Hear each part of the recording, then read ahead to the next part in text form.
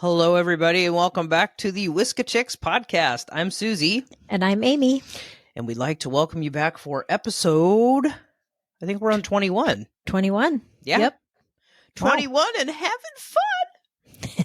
Sorry. Would have that been was more, but It would have been more, but you and I are sensitive, empathic, introverted beings that hide a lot. and have had our share of technical difficulties too. Yeah. with and without actual technology. Yeah, But, we do definitely need to be in a mind space to do this. It's funny. We'll Oh, yeah. abandon recording certain weeks just because we're not energetically in the mind space to do it. So, but Yeah. yeah, I would agree. I have to be in the mind space to get up in the morning. But speaking of the Just kidding. mind, speaking of the mind, The mind. Oh my gosh. What are we we're gonna talk about mind chatter. what a great segue. Yeah, so I'll just throw this out here and then we can start, because again, we'll tell people again, we are flying by the seat of our pants here at Whiska Chick. So I actually looked up I just did the old Google of mind chatter, and so I'll just read this. Okay. Mind chatter is that constant stream of thought that passes through your mind. These thoughts can be positive, negative, or neutral, and no matter the form, this self-talk will impact your ability to pursue your career purpose and affect your overall welfare. It's virtually impossible to eliminate self-talk. I agree with that definition, but I think it's more like when you just can't turn your mind off. You're trying to sleep at night. Maybe you're in. For me, like yoga. I mean, all the yoga teachers will try to help you settle and get into the body and into the moment and out of your head. But I think a lot of us nowadays, we're so in our heads. We're like talking, like stuff is going on and jumping around in our heads like constantly. That's what I think of as mind chatter, like where you just can't turn your mind off to go to sleep or to relax or to, just be in the moment. So, yeah. Yeah, I've become a firm believer in the whole mind over matter thing, like of how powerful the mind can be, except when it comes to me making poor life choices about food. Then it all goes down the crapper, pun intended. But Literally. yeah, literally pun intended. That's a story I'm not sharing on Whiska Chicks. But anyway, I just think we go through our weeks with all this incoming information and things that have happened during the week. And, you come home like for your weekend, and sometimes it's hard to just leave it. Like, it's like you have to process it and grieve it. I've been having that problem lately. And, I'm not someone, I don't want to say that I can't, that sounds like that, I won't even try, but I have a very hard time meditating. I have been in like a guided meditation before, and but if and that's fine. Like if someone's like talking me through it, it's almost like that person's a distraction and my mind slows down. But if I sit down and shut my eyes and try to think of like something, I'm literally like, I really want a sandwich. Although I will tell you this, and this is the truth. I bought this eye mask that you can put in the fridge. It's like an ice pack, like it cools your eyes and calms them down, because my eyes are like disappearing into my head.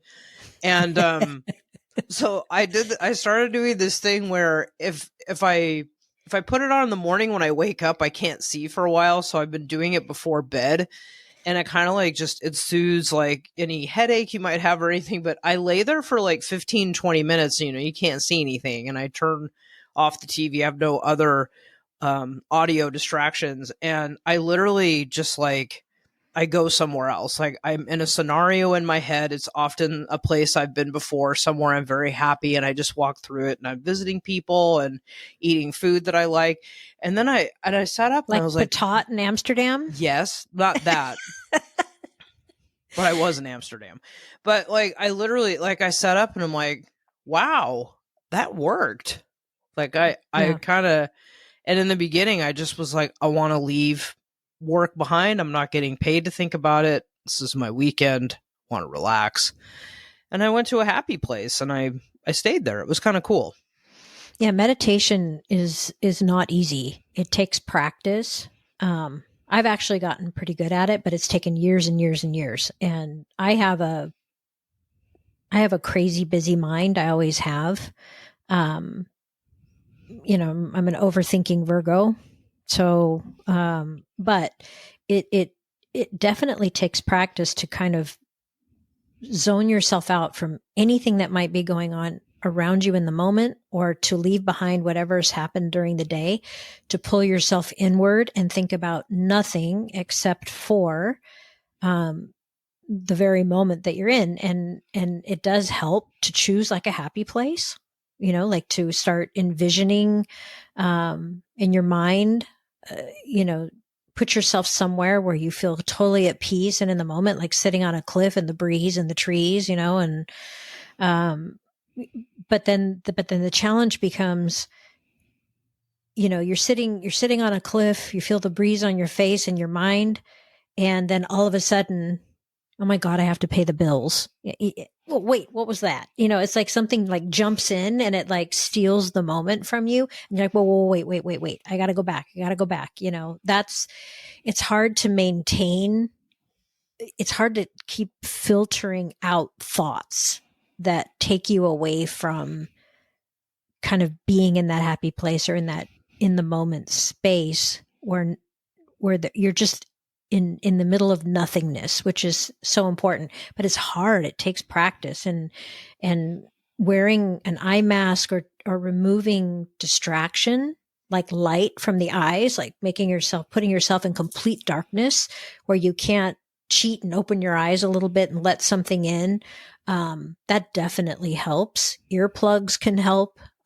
Listening to meditative music, like with noise canceling headphones, helps, along with an eye mask. Removing anything that might distract you. But it definitely takes practice. And in this day and age, when we are so freaking overstimulated all day long between social media and work and family and this and that and the other, it is so hard to calm the mind activity and all the chatter and all the jumping around that goes on in the mind. And it creates like a stress response in the body. We don't realize it, but it creates like this low burning stress response. It's good to be able to shut down for a while, especially at night when you're supposed to be sleeping. The mind chatter at night can be horribly detrimental because it impacts your sleep, and sleep is just critical. Like we know now, it's so important. Yeah. I mean, I think you nailed it. Like with all the chatter in our heads, it's sort of like, I sort of feel like it's people that have like chronic pain that isn't constant, like that it comes when you have no idea it's going to happen. So, you're just going along, you're like, what? There's the pain, and you have like that bump of adrenaline, and then you lose it. And over time, like you just become super fatigued from it. Mm-hmm. And you don't even know what's happening. And I think the mental chatter is kind of similar to that, where you have, all this going on. Hap, hap, hap, hap. Hap, hap, hap. No, that's a whole nother podcast. We stopped saying that. We did. I know. I just realized that. I'm surprised no one said anything. God, I know. Hey, it really was a whole other podcast. It was. Go back and listen to it if you didn't listen to the Hap Hap episode. Just go hug a seagull with a French fry. But so yeah, opposite of the sleep mask thing for me. I don't own a car, and so my commute to work starts with a 1 mile walk to a bus stop. And it's down a really pretty street, tons of trees and birds and stuff like that. And there are days when I don't have anything in my ears and I'm just listening to like the leaves and all the birds and stuff. And then there are days where like I I don't listen to us. Sorry, Amy. I don't listen to our podcast. I don't listen to us either. It's I don't want okay. to listen to us talking. Who wants that? I listen to you enough. Wow. Just kidding. I'm kidding. Likewise. Wow. But no, I listen to music or something that it's either something like I love listening to Native American like flute music, or it's something that like I get my walk on, like I'm bouncing down the street and I'm like the clouds and the sun and the birds and blah blah blah. So, and that's nice to do before work because it kind of puts my mind in like this neutral space. I'm like, this is the most time I'm going to spend outside and breathing and moving and stuff like that. So what I'm trying to say is I think that movement and being outside and breathing also helps with the mind chatter. Totally. Walking is a form of meditation. And when you combine it with like the Native American music or music that calms the mind, it really is walking meditation. I mean, it's like one of the best things you can do because you're out in the fresh air. So the breath is involved, and you've got nature around you, especially where you live. It's so good for the body. And not to get all science-y, but it's kind of what I do. There are two nervous system pathways that are important here. There's the sympathetic nervous system and the parasympathetic nervous system. The sympathetic nervous system is your fight or flight. And we've talked a lot about fight or flight on various podcasts throughout. And the parasympathetic is the calming pathway. We live in the sympathetic nervous system almost all the time now. There's, like I said earlier, there's always like this burning kind of low grade stress going on. So the goal is to pull yourself out of that sympathetic nervous system and into the parasympathetic. And you can almost feel it happening because let's just take medication, for example. Let's just take medication. That'll solve everything. Forget the meditation. By the way, I do that sometimes. A little NyQuil always helps you go to sleep. But anyway, whether you have a cold or not. But you can feel your heart rate coming down. And if your eyes start to tear, like your eyes will get watery and tearful, those are all signs that the parasympathetic nervous system is taking over and that the body is letting down and relaxing. So during meditation, often my eyes will water, which is great. And so we need to practice ways on a day-to-day basis, even if it's just 5 minutes here, 5 minutes there, 5 minutes before bed, 5 minutes in the morning when you wake up, of putting yourself into that parasympathetic nervous system in preparation for either sleep or the day, because we spend far too much time in that sympathetic fight or flight, and there's not that great of a need for it. So it's almost abused on a day-to-day basis, that sympathetic nervous system. We're not running from dinosaurs and stuff anymore. So anyway. Sorry, I just saw someone in one of those T-Rex costumes. Oh man, those things crack me up. They are. Those are hilarious. I want to get one. Oh my God. So when you said that thing about the eyes watering, it's funny. I don't know if this is along the same lines, but I think most of us, whether we know it or not, are very sensitive. I think the point is like, do you just at least acknowledge that quality in yourself? It's not a weakness being sensitive. It's empowering, actually. It's a gift. And it is a gift. It seriously is a gift. But I mean, I'm the kind of person where, what movie was I watching recently? Oh, I was watching Ghost, the movie Ghost. Yeah. And I haven't seen that, oh my God, in years. And I think the last time I saw it, it was so long ago that I wasn't like as evolved as we're working on, or we are now. And so, there's that part, where the bad guys die, and then the dark come and they Yeah. suck them down. And then it's that damn part at the end where like he's gonna go to the light, and Demi Moore's like, ditto. Instead of saying when he's like, I love you, Molly, she's like, ditto.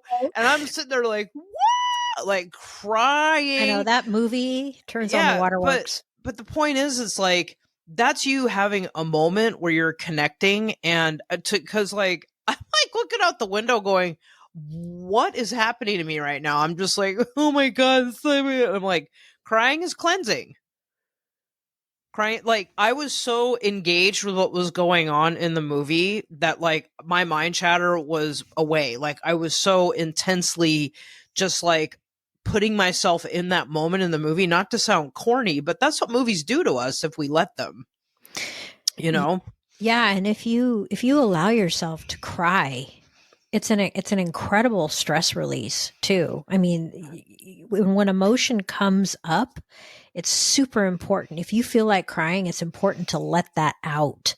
It's your body's way of releasing, and it does drive you into that parasympathetic nervous system. And but yeah, I cry at everything, everything. There's music.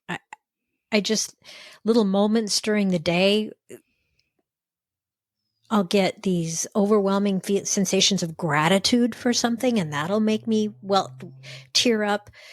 All of those little things that you can do throughout the day. That's gratitude, allowing yourself to really feel grateful for something, and allow that emotion to come up and the tears to come out. Those are all really wonderful ways to, not only does it tell you that you're in the moment, focused on that and nothing else, but it also allows you to have that release and move into that parasympathetic nervous system. And not to mention, gratitude is just a wonderful thing. It's wonderful just to be grateful every day, so for every little thing. But yeah, Ghost, man, that movie's a real tearjerker. A real tearjerker. Crazy for Swayze. It was funny. Oh my God, crazy for Swayze. Yesterday I had the urge to watch Under the Tuscan Sun. Do you remember that movie? Of course. That's all right. That's right up there with Eat, Pray, Love, man. Yeah, two of my most favorite movies. I resonate with them just crazy, and there's a line in that movie. There's a blonde lady who's just totally a free spirit, and she lives in Cortona, one of the city near where she buys the villa.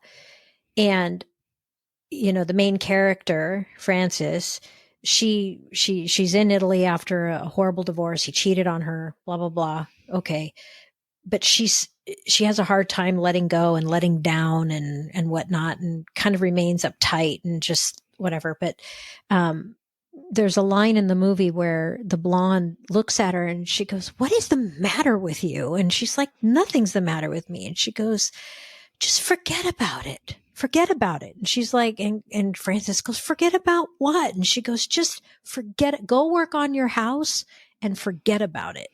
And it's such a simple line, but it carries so much meaning. And what she's asking her to do is just let go, stop thinking about it, and just go do what's in front of your face, which is working on your house. She buys this beautiful villa, she's restoring it, and what a great thing to be in the moment with. I mean, she's putting her creative touches to it. She's bringing a $300-year-old home back to life with so much history, but yet she's in her head. And so she's just like, just go work on your house and forget about it. And I was just like, God, that is so, there's so much wisdom roped into that. And she kind of snaps out of it, and she starts moving away from holding on to her past and thinking about everything, and just truly being in the moment with her new life, her new house, her home that she's restored. I mean, I don't know. It just carries so much meaning, just that one simple line. But anyway, if you haven't seen the movie, you should watch it. It's old.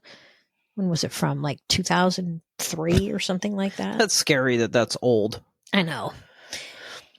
But well, anyway. I think you bring up another excellent point, and that is, our minds are like just imagining that hamster in the wheel, like going, and just like imagine like sticking your finger in the wheel, and it stops. And you're watching the hamster fly. So that's the dumbed down version of being in the moment. So exactly. I'm the kind of person where I come home from work and I have something to eat and I'm sitting in the chair, and then here we go, right? I'm just nodding off. It just starts that whole process. I'm like, God, Suzie, just get up and get ready for bed and go to bed. Like, you're obviously sleepy and you're tired. And I go through that whole process, unmake the bed, do the teeth, whatever. I lay down in bed and I'm like, there goes the hamster, thinking about everything. And I'm like, I have to stop and tell myself, like, is this how you want to set yourself up to sleep? Like, you're entering the only time of day where your body's going to fully rest and restore, where you might get messages and signs through your dreams with your angels or your guides trying to connect with you, and you're just going to let that hamster run at 1,000,000 miles an hour the whole damn night? Put your finger in the wheel.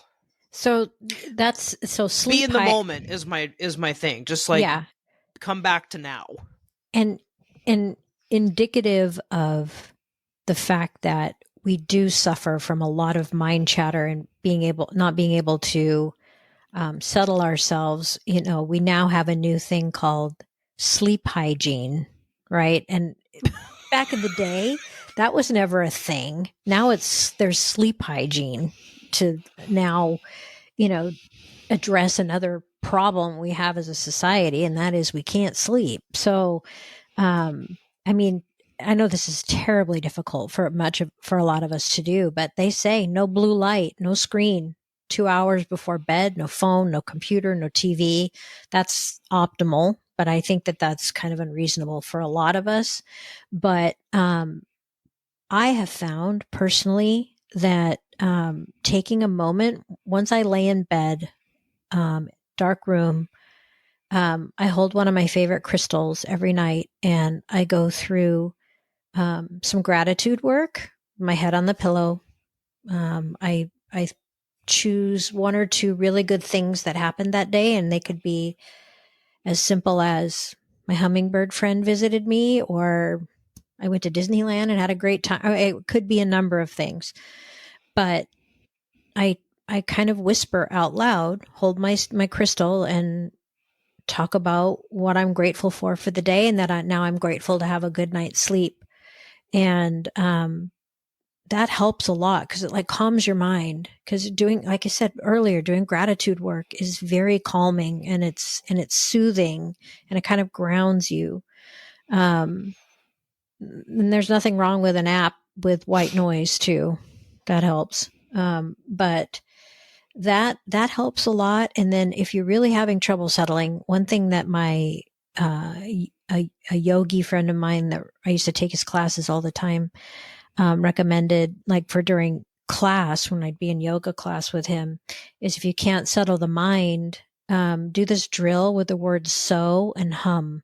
So every time you breathe in, you say so in your head, and every time you exhale, you say hum in your head. So you're actually putting words to the breath, and it occupies the mind and it relaxes it, because you're not just sitting there breathing thinking about, oh, am I going to get afternoon coffee today? What's work going to be like? It all of a sudden now you're occupying the mind by saying so hum. That helps to calm the mind. That's a good one. And then to put you in the first stage of theta sleep, which is it's important to get there, and I think a lot of us have a hard time getting there, is just literally laying there counting backwards from 100 slowly. I do this sometimes, and sometimes I don't even make it to like 80. And then all of a sudden I'm like half asleep and I'm like, wait, and then I wake up a little bit and I'm like, wait, what number was I on? It's interesting. That's a very simple thing that you can do.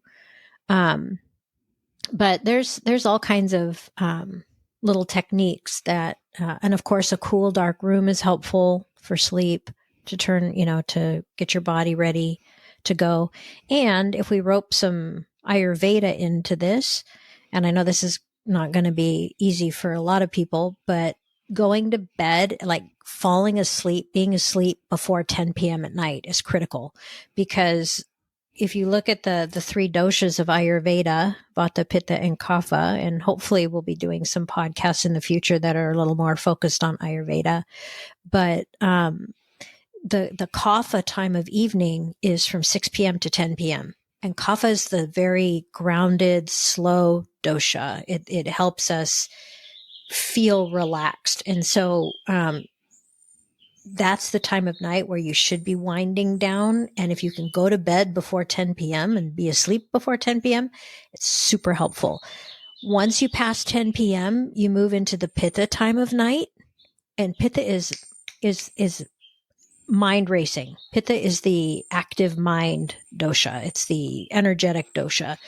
So, and I have noticed this, if I go past 10 p.m., I have such a hard time. Like if we stay out late or something like that, I have such a hard time falling asleep, and then I'm toast the next day. And then you move into the wee small hours of the morning is the Vata time, which is the airy, dreamy, creative. That's when like stuff comes to you. You dream a lot. If you wake up, go to the bathroom, whatever, and come back and go to sleep at that time, you might notice that once you're back asleep, you dream a lot. And that's the Vata dosha. But the point to that is energetically, from an Ayurvedic perspective, getting to bed by 10 p.m., falling asleep by 10 is super important for good sleep and for bypassing kind of that Pitta time of night where the mind can go active again. If you're already in a good sleep by 10 p.m., that Pitta dosha can't take over. So there's my term paper on my thoughts on healthy sleep, or getting to sleep and shutting off the mind chatter. That was a lot. Sorry. I was on a roll. Well, no, it's all very relative. But I don't think a lot of people know what Ayurveda is. I know we've mentioned it before. Well, it's a whole other podcast there. It is a whole other podcast, but just, it's a 5,000-year-old medicine system that's based in India. And it is a very interesting. I study it, so we'll talk more about it. So yeah, I mean, my naturopath is Chinese based, and they sort of have the same thoughts.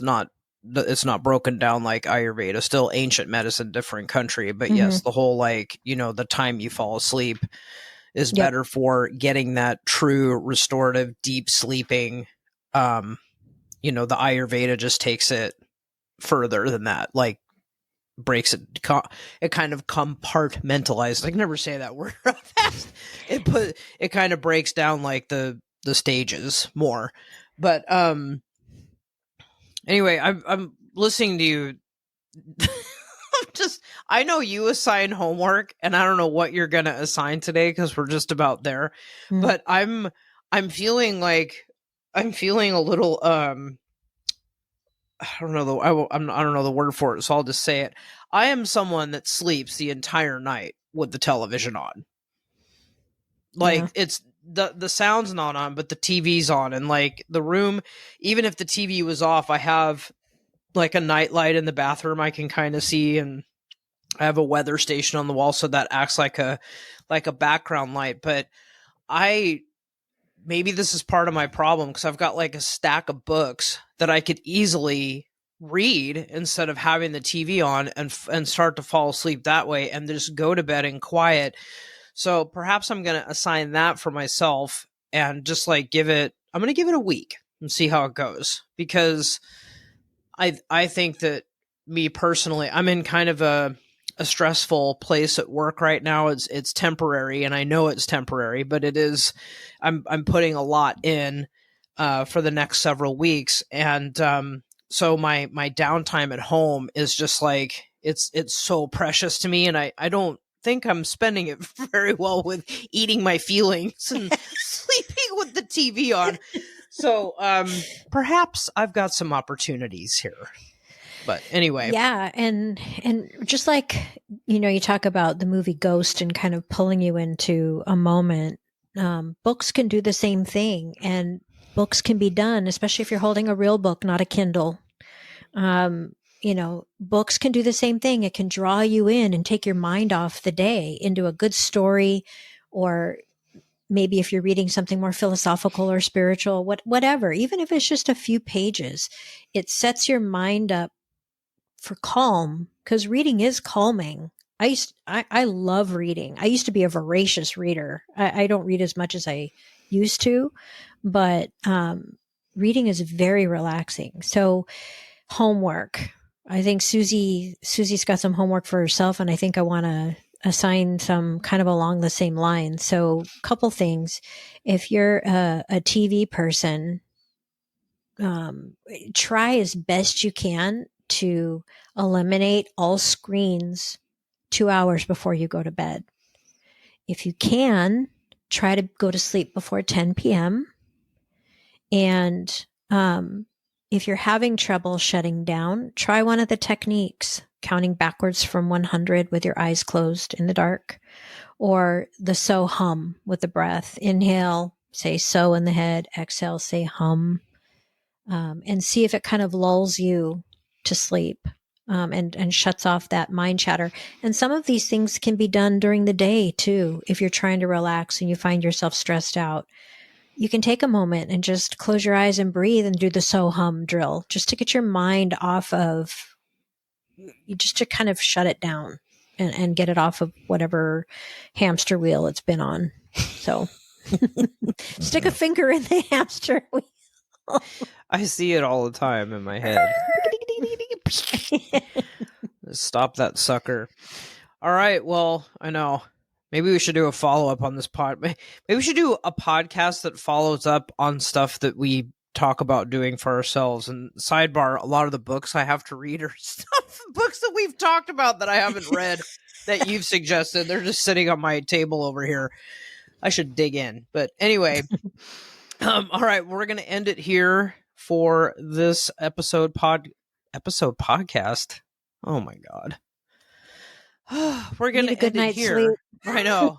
Got to turn off that damn television.